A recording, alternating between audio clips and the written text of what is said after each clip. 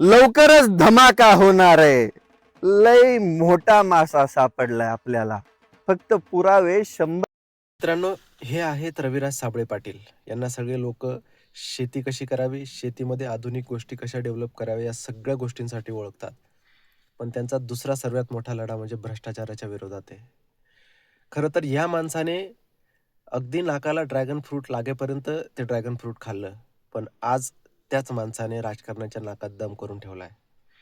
तर सगळ्यांनी एक गोष्ट लक्षात घ्या, जर एक माणूस पुढे जातोय, कुठेतरी तो त्याची हिंमत दाखवतोय, तो सरकारच्या विरोधात बोलतोय, भ्रष्टाचाराच्या विरोधात बोलतोय, तर आपलं कर्तव्य आहे त्या व्यक्तीच्या मागे ठामपणे उभं राहणं.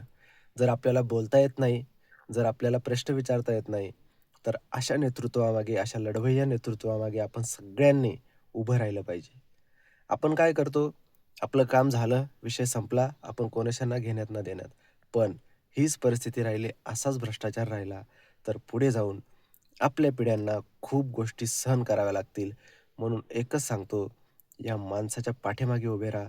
या माणसाबद्दल तुम्ही जाणून घ्या, हा माणूस इतक्या तळमळीने का लढतोय. तर जोपर्यंत आपण ह्या गोष्टींमध्ये बदल घडवत नाही, तोपर्यंत बदल घडणार नाही. राजकारण्यांचे कार्यकर्ते होण्यापेक्षा अशा निस्वार्थ माणसांच्या पाठीमागे उभं राहणं आजच्या काळाची गरज आहे. म्हणून सगळ्यांना सांगतो, या माणसाला सपोर्ट करा.